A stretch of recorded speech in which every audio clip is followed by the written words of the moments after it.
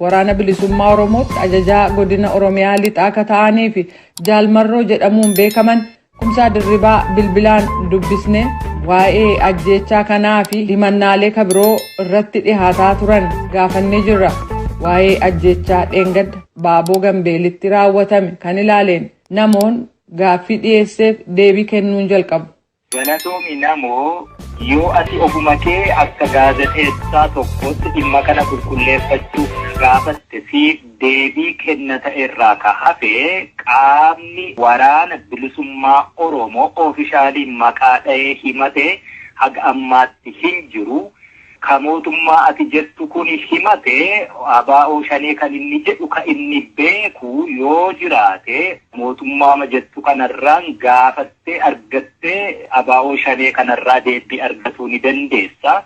Situu kana qulqulleeffachuuf na gaafata yoo ta'e akka waraana bilisummaa Oromootti kanaan duras ka dubbachaa ture har'as borus irra deebi'ee kan hin dubbadhu waraanni bilisummaa Oromoo.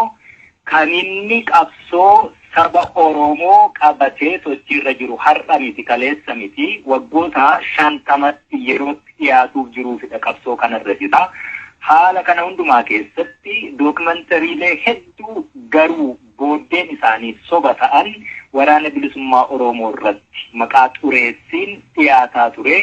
Waraanni bilisummaa Oromoo ajjeecha akkasii keessaa takkaas harka qabaateen beeku harkas hin qabaatu. Itoophiyaa keessatti uummanni Amaaraa dachee Oromiyaa irra jiru maatii Oromooti ta'ee jira. Addatti wanti mallattoo adda Amaara isa jechisiisu irratti mul'atu waraanni bilisummaa Oromoo keessaa foo'ee qobaatti ajjeesisuu danda'u hin jiru. Duuti ka adeemaa jiru Oromiyaa keessa qofaa miti guutummaa biyyittii Itoophiyaa jedhamtu kana keessatti.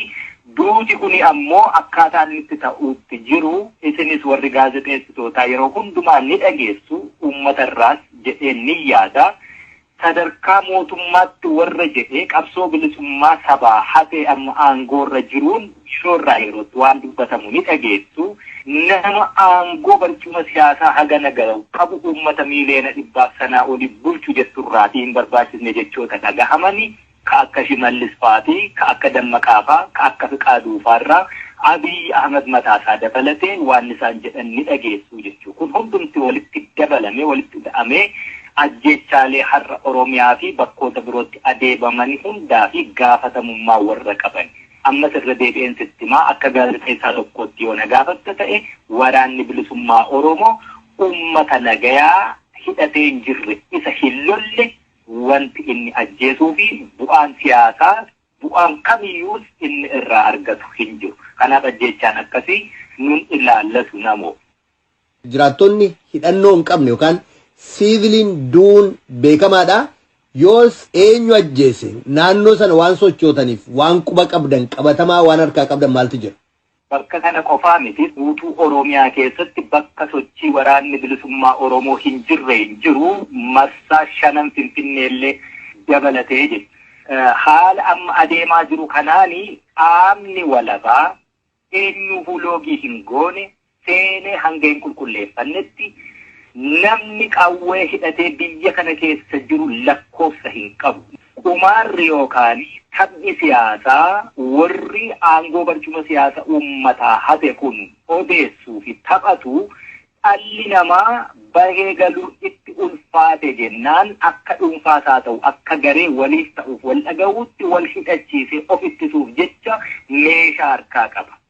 Haala meeshaa akkasii harkaa qabu qofaa ammoo miti biyyittiitiin alayyuu waraanni ollaa biyyittii.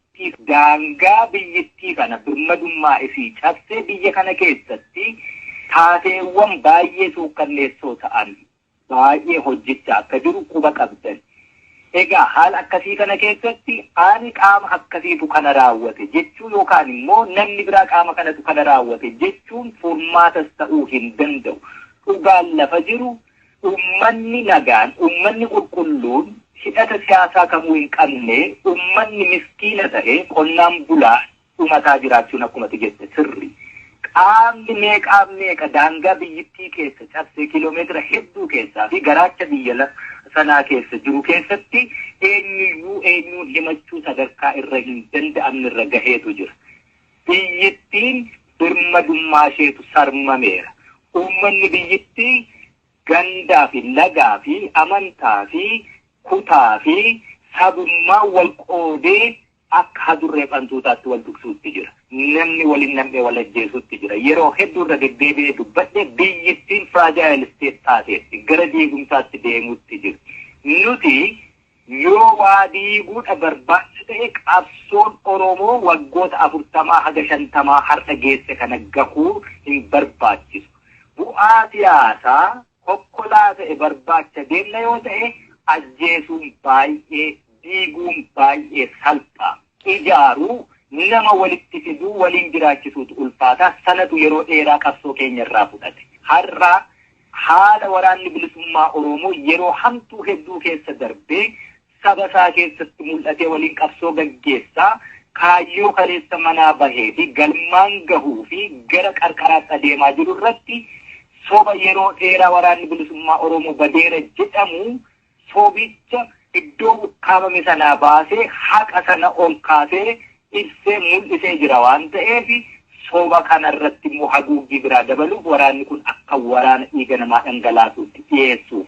Inni biraan uummata kana waraana bilisummaa Oromoo isa keessa jiru balleessuu hin dandeenye. Kanaaf qurxummii balleessuu ka danda'amu yoo galaanicha gogsan malee jedhame sana karoora sana hojiitti hiikuu fi waraanni bilisummaa Oromoo badii akkasii godheeredhanii dahoo sanaan uummata naannoo Oromiyaa keessa jiranii hidhachiifannaa jedhan dhugaa karaa hedduurra uummata kana hidhachiifatanii jiran. Achi booddee immoo sababa itti dhufanii uummati kun tuqameedhanii ibidda xiqqoo tokko kaasuu barbaadantu jira.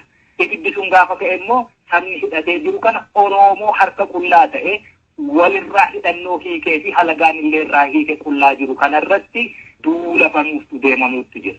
Waraanni bilisummaa Oromoo isa kana quba qaba. Oromoon ammoo haala akkasii dammaqiinsaan eeggatuu qaba. Tuttuqqaan akkasii gara lola sabaaf sablammeetti nu geessuuf deemuuttidha jira namoo.